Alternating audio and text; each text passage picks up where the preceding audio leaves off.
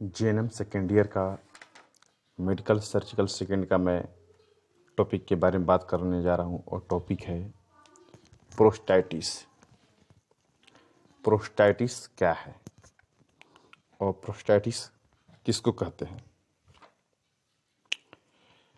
जब prostate gland के अंदर जब प्रोस्टेट ग्रंथि के अंदर जब सूजन आ जाती है या उस सूजन के कारण जब जलन महसूस होता है तो उसको हम लोग प्रोस्टाइटिस कहते हैं। और ये बीमारी कभी भी हो सकता है, लेकिन देखा गया है कि ये बीमारी अक्सर 50 साल से ऊपर के लोगों को ज़्यादा होता है। ऊपर के लोगों को ज़्यादा होने के पीछे सबसे बड़ी कारण है कि जैसे जैसे आदमी का उम्र बढ़ता है वैसे वैसे प्रोस्टेट ग्लैंड बड़ा होने लगता है।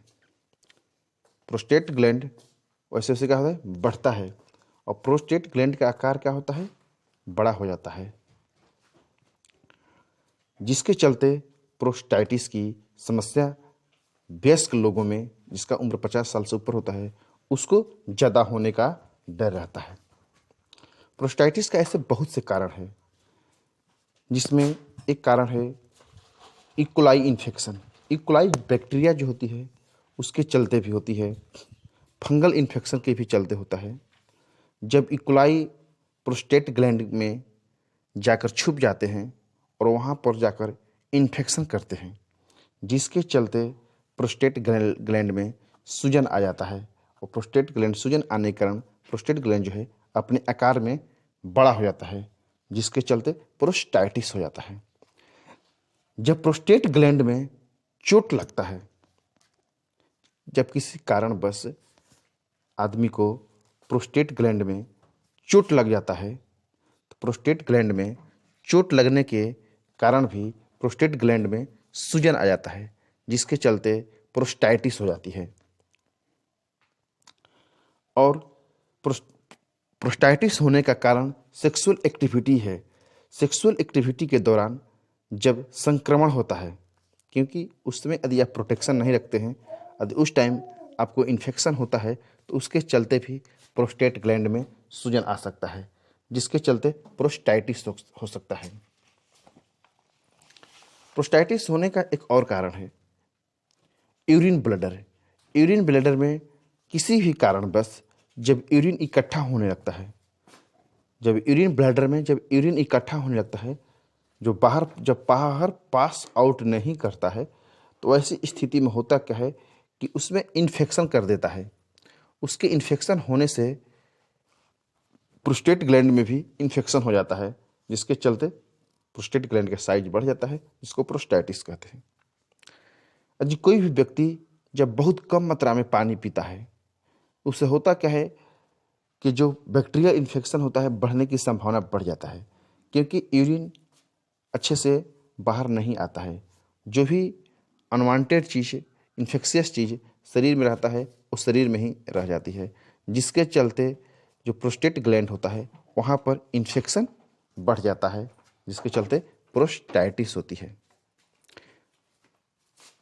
एचआईवी पेशेंट को, एचआईवी पुरुष को भी प्रोस्टाइटिस होने का संभावना ज़्यादा रहता है, क्योंकि एचआईवी खुद अपने आप में एक इन्फेक्शियस है, जिसके चलते प्रोस्टेट ग्लैंड में भी इन्फेक्शन हो जाता है, जिसके चलते प्रोस्टाइटिस हो जाता है। यदि किसी व्यक्ति का इम्यून सिस्टम जब कमज़ोर हो जाता है, तो उसको भी प्रोस्टेट ग्लैंड में इन्फेक्शन कर देता है, जिसके चलते प्रोस्टाइटिस हो जाता है। इसका लक्षण क्या है? इसका लक्षण है पेशाब में जलन होना। पेशाब में जब बहुत ज़्यादा जलन होने लगता है, जब आदमी जब पेशाब करता है उस टाइम बहुत ज़्यादा जलन होने लगता है, तो उसका लक्षण है कि आपको प्रोस्टाइटिस हो गया है। जब पेशाब करते समय बहुत दर्द होता हो, तो इसका लक्षण है कि आपको प्रोस्टाइटिस हो गया है। जब आपको कमर में पेशाब करते समय दर्द होने लगता हो, उस टाइम भी प्रोस्टाइटिस का लक्षण है। आपको बुखार आता हो, मूत्र अत्यधिक मात्रा में आना, मतलब बार बार पेशाब आना, उसको भी प्रोस्टेटिस का एक सब क्या है, लक्षण है। इसलिए यदि किसी पेशेंट को, किसी भी व्यक्ति को यदि ऐसी लक्षण दिखाई दे तो एक बार उनका जांच अवश्य करा लेनी चाहिए। इसका ट्रीटमेंट में निदान कैसे किया जाता है? पहले आपको यूरिन का जांच किया जाएगा, क्या आपके यूरिन में इन्फेक्शन है कि नहीं है। यदि इन्फेक्शन है तो उसके हिसाब से डिसाइड किया जाएगा कि आपको प्रोस्टाइटिस हुआ है कि नहीं। उसके बाद यूरिन कल्चर किया जाएगा। यूरिन कल्चर से भी पता चलेगा कि आपको प्रोस्टाइटिस हुआ है कि नहीं। अब इसका इलाज, इसका चिकित्सीय प्रबंधन, इसके चिकित्सीय प्रबंधन में यदि इन्फेक्शन है तो एंटीबायोटिक का प्रयोग किया जाएगा, क्योंकि एंटीबायोटिक से ही इसको दूर किया जा सकता है। यदि ज़्यादा पेन है, दर्द है तो एनाल्जेसिक दवा, मतलब कोई दर्द का दवा दिया जाएगा। यदि अस्पताल में कैसे इसको नर्सिंग मैनेजमेंट किया जाए, यदि अस्पताल में कोई पेशेंट आता है तो उस पेशेंट को नर्सिंग की जिम्मेवारी है तो उनको पहले अच्छे से चेकअप कराया जाए। चेकअप कराने के बाद जो डॉक्टरी सलाह मिले उसके हिसाब से उनको इलाज का प्रबंधन किया जाए। इसमें फर्स्ट होता है संक्रमण से बचाना। संक्रमण से बचाने के लिए फर्स्ट आपको आईवी एंटीबायोटिक देना पड़ेगा, ताकि इन्फेक्शन जो है जल्द से जल्द क्या हो, दूर हो। जितना जल्दी इन्फेक्शन दूर होगा उतना ही जल्दी क्या होगा, पेशेंट ठीक होगा। दूसरी चीज, मरीज को सेक्सुअल इंटरकोर्स से बचाना, मतलब कि उनको इस चीज़ को परहेज कराना कि सेक्सुअल इंटरकोर्स से दूर रहिए। शरीर के स्वच्छता पर, खासकर सेक्सुअल पार्ट के स्वच्छता पर विशेष ध्यान देने के लिए बताना कि इस पर विशेष ध्यान दिया जाए ताकि किसी भी प्रकार के इन्फेक्शियस बढ़े नहीं। मरीज को दवा कंटिन्यू देते रहना चाहिए। मरीज को भोजन संबंधी भी सलाह देना चाहिए नर्स स्टाफ को।